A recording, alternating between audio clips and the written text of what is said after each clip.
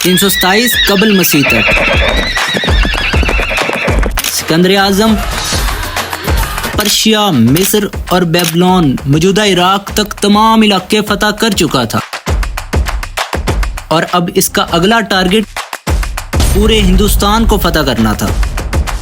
लेकिन पंजाब के एक ही राजा से लड़ने के बाद यूनानी फौज इस हद तक टूट चुकी थी कि वो वापस मुड़ने पर मजबूर हो गए।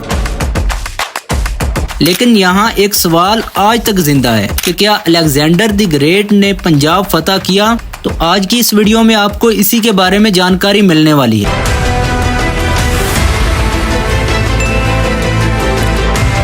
दोस्तों, कहानी कुछ यूं शुरू होती है कि 326 कबल मसीह में सिकंदर यूनानी ने हिंदुस्तान का रुख किया तो सिकंदर आजम ने अपना पहला पड़ाव टेक्सला पर डाला। तो टेक्सला के राजा अजी ने बगैर जंग के टेक्सला सिकंदर आजम के हवाले कर दिया। अब यहाँ तक तो सिकंदर आजम पुरुम्मीद था कि वो हिंदुस्तान पर कब्जा करके रहेगा, लेकिन इसके बाद इसका सामना एक ऐसे राजा से हुआ जिसने यूनानी फौज के हौसले पसपा कर दिए। इस राजा का नाम था राजा पोरस।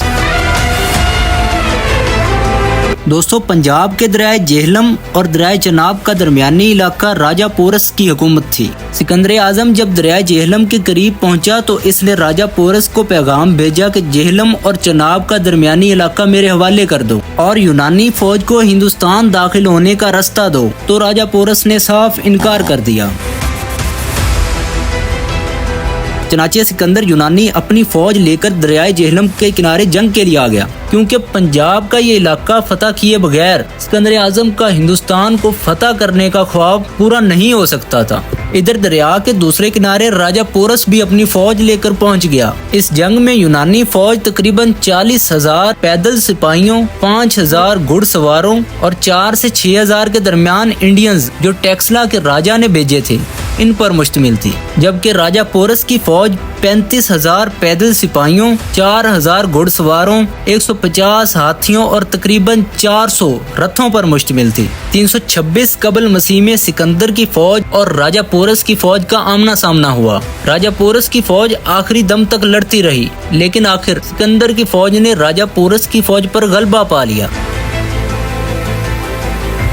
इस जंग से सिकंदर की फौज को काफी नुकसान हुआ। सिकंदर आजम राजा पोरस की दलेरी से इस कदर मुतासर हुए कि इन्होंने ना सिर्फ ये इलाके इन्हें वापस कर दिए बल्कि और भी कुछ इलाके इसमें शामिल कर दिए। अब इस लड़ाई के बाद सिकंदर की फौज के हौसले पसपा हो गए थे और वो मजीद लड़ाई नहीं लड़ना चाहते थे। चनाचे इन्होंने वापसी का फैसला किया। वापसी के दौरान सिकंदर आजम 323 कबल मसीह में इराक में फौत हो गए।